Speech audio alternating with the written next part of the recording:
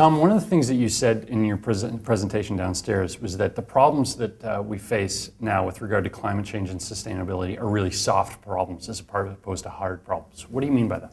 Well, what I mean is that to a large extent, the technology we need to get out of the carbon problem, i.e.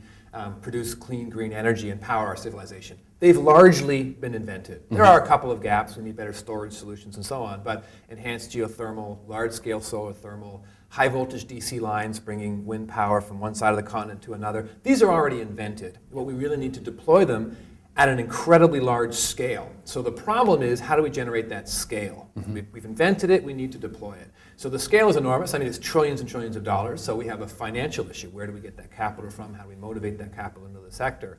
And we also have the problem of sort of getting the government to kickstart that movement, because it's not going to happen by itself. And we also, so we have the financial sector, we have the political will, and we also, of course, need the public behind this this is the biggest infrastructure rebuild in human history. And we really need to have the public deeply engaged on this to allow it to happen, essentially. They have to support it. So that's what I mean by soft problems. They're people problems, people, politics, changing behavior, changing ways of thinking, as opposed to hard problems like we haven't invented, geothermal power yet or something. Right, we have. And innovation will continue to play a role. But we need to deploy what we've got. And that's what I mean by the problems being soft rather than hard. One of the things, those soft problems can actually be quite difficult problems sometimes as well. And one of the things that gets thrown up constantly is, well, of course we all want to be sustainable, but it's so terribly expensive. And you talk a lot about the need to access low-cost capital. So what is the role for private enterprise and the state to work together in freeing up that low-cost capital? Well, that's the question. Okay. And certainly by soft, I don't mean easy. Soft is much more difficult and much more complicated. So I think the role, between the private sector and public sector is to figure out a way to leverage the capacity of the private sector to deliver innovative solutions, to leverage their capital, to leverage their expertise. I mean, I'm an entrepreneur, I'm a venture capitalist. I'm fully aware of the kind of resources that the business community can bring to bear. However, they are enormously conservative, especially when it comes to large amounts of capital. Yeah. Managers who sit on pension funds, I mean, they have a job, and their job is to be conservative and make sure that money's there tomorrow, and the day after, and the day after, and the day after. And typically a manager doesn't get fired for doing today what they did yesterday. They didn't get fired yesterday. So we need to sort of incent the private sector who sits on these large amounts of capital to motivate them to be a part of the solution. And so one way that I suggested that we do that, and the World Bank has sort of gotten on board, is called a green bond.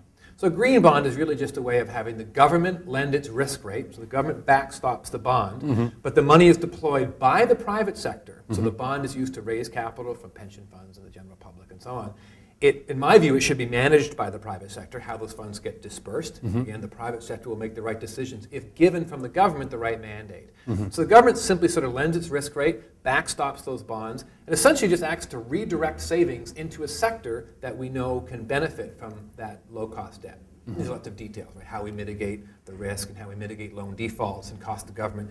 That can all be done, and there are mechanisms to do that. But fundamentally, it's the government stepping in and saying, I'm going to backstop the risk to make sure that the interest rate is very low, and then I will give you a mandate, reduce carbon at a low cost to me, the government, and you will get your annual fees based on the success of those metrics. But you decide where the money goes. Right. It's technology neutral. You figure out how to best do it.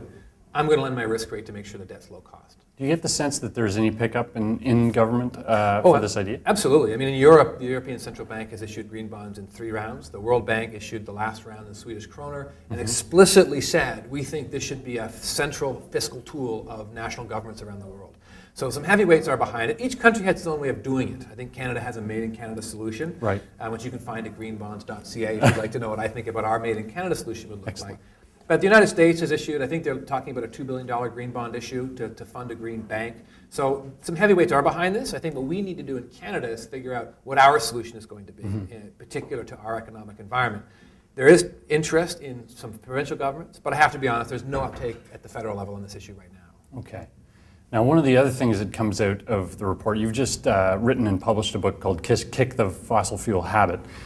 In the report that Siemens commissioned, one of the things that comes out is that most of the people involved in infrastructure think there should be much greater investment in green technology, but if they're betting on where the future is headed, they think the focus is still going to be on fossil fuels. What do you think when you hear that kind of prediction? I think I unfortunately think it's a realistic prediction. Yeah. I mean, to many people, the problems of climate change that is brought about by carbon is still a future abstract problem, whereas our energy needs are pressing today. And that's a classic problem, right? The long-term pain and short-term gain. And I think so it's easy for people to say, for example, natural gas is seen as a transition fuel. So the danger in looking at natural gas as a transition fuel, and I agree with the premise, it is. It's half the carbon per unit of energy than coal. The problem is that if we, it's like putting 5% ethanol in the fuel at the tank. You think you've done your bit and you're done now. Right. Infrastructure that we build lasts for 50 years. If we're going to build significant natural gas infrastructure to replace, coal, that's okay, but it's only an interim step, and we need to be aware that it's an interim step. But to be fair, the people who run the grid, their job is to keep the lights on. And part of what I'm trying to do is I'm trying to have a discussion that says we can keep the lights on long term and keep the factories humming with 100% commitment to renewable energy, enhanced geothermal and all the rest of it. There's ways of doing that. And I think if we begin that discussion, we won't go too far down the path of relying on fossil fuel to solve our immediate problems, natural gas being the least of the worst. Right. And we might be able to leapfrog that. So when Africa got phone systems, they didn't install landlines and then get cell phones. Right. They went from no phones to cell phones. And that's what I'm advocating. And natural gas can certainly fill a gap if we need it, but we can think past that now. Excellent. Thank you very much for your time, Tom. You're more than welcome.